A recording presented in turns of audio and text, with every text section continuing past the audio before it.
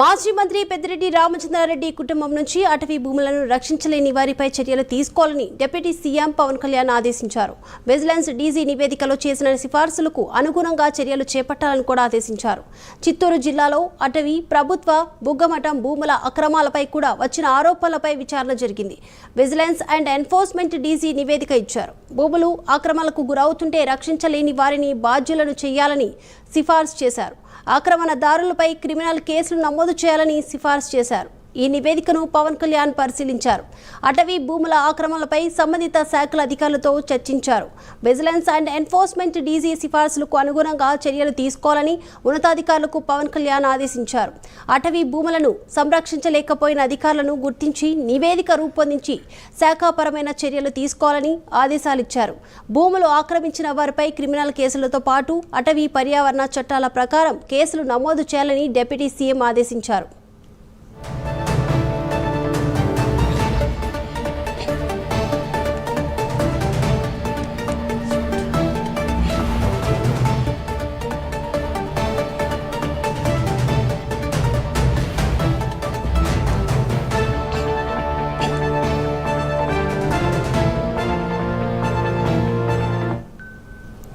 మాజీ మంత్రి పెద్దిరెడ్డి రామచంద్రారెడ్డి కుటుంబం నుంచి అటవీ భూములను రక్షించలేని వారిపై చర్యలు తీసుకోవాలంటూ కూడా డిప్యూటీ సీఎం పవన్ కళ్యాణ్ ఆదేశించారు. ఈ అంశానికి సంబంధించి ఓవరాల్ అప్డేట్స్ అందించడానికి మా ప్రతినిధి శ్రీనివాస్ సిద్ధంగా ఉన్నారు. Srinivas. Thank you Deepika. YCP కీలక నేత మాజీ మంత్రి పెద్దిరెడ్డి రామచంద్రారెడ్డి కుటుంబానికి డిప్యూటీ సీఎం పవన్ కళ్యాణ్ జలకిచ్చారని చెప్పుకోవచ్చు. ఏదైతే చిత్తూరు జిల్లాలో వైసీపీ హయాంలో కూడా అప్పటి మంత్రిగా కొనసాగిన పెద్దిరెడ్డి సంబంధించి కూడా పెద్ద ఎత్తున కూడా ఆరోపణలు ఉన్నాయి. అతను అక్కడ కొన్ని అటవీ భూములకు సంబంధించి కూడా భూములు ఆక్రమించాలని చెప్పేసి కూడా అతనితో పాటు అతని కుటుంబ సభ్యులు కూడా పెద్ద ఎత్తున కూడా ఆరోపణలు ఉన్నాయి.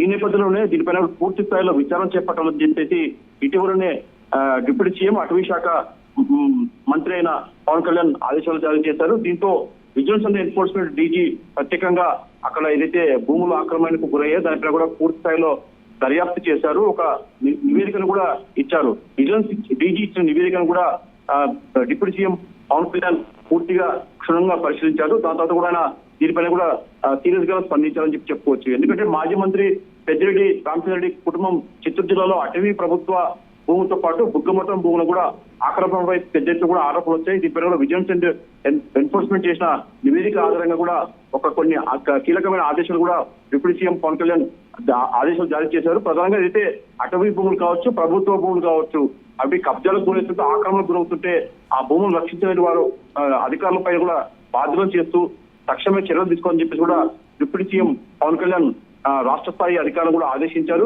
అదేవిధంగా కూడా ఏదైతే చిత్తూరు జిల్లాలో పెద్దిరెడ్డి రామచంద్రారెడ్డి కుటుంబం సంబంధించి కూడా ఏదైతే ఆ అటవీ భూములు, ఇతర భూములు కూడా ఆక్రమించాలని చెప్పేసి వెలుగులోకి వస్తున్నాయో ఆ ఆక్రమణదారులపై కూడా క్రిమినల్ కేసులు నమోదు చేయాలని చెప్పేసి కూడా అతను ఏదైతే విజిలెన్స్ కమిటీ సిఫార్సు చేసిందో దాని ప్రకారం కూడా ఈ ఆక్రమణలు చేసిన వాటిపై కూడా కఠినంగా చర్యలు తీసుకోవాలని చెప్పేసి కూడా డిప్యూటీ సీఎం పవన్ కళ్యాణ్ నివేదికను పరిశీలించాక ఆదేశించారు.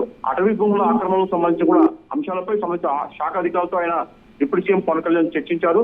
విజిలెన్స్ అండ్ ఎన్ఫోర్స్మెంట్ డీజీ సిఫార్సులకు అనుగుణంగా కూడా చర్యలకు ఉపక్రమించాలని చెప్పేసి కూడా డిప్యూటీ సీఎం పవన్ కళ్యాణ్ ఉన్నతాధికారులను ఆదేశించారు. అటవీ భూములను సంరక్షించలేకపోయిన అధికారులను గుర్తించి ఆ నివేదిక ప్రకారం ఏవైతే వాళ్ళపైన కూడా శాఖపరమైన చర్యలు తక్షణమే తీసుకోవాలని చెప్పేసి కూడా డిప్యూటీ సీఎం పవన్ కళ్యాణ్ ఆదేశాలు జారీ చేశారు. అదేవిధంగా భూములు ఆక్రమించిన ఏవైతే ఉన్నాయో వాళ్ళపైన కూడా ఖచ్చితంగా క్రిమినల్ కేసులు నమోదు చేయాలని చెప్పేసి కూడా అటవీ పర్యావరణ శాఖ చట్టాలను అనుసరించి కూడా కేసులు నమోదు చేయాలని చెప్పేసి కూడా డిప్యూటీ సీఎం పవన్ కళ్యాణ్ ఆదేశాలు జారీ చేశారు. దీంతో ఎట్టకేలకు కూడా చిత్తూరు జిల్లాలో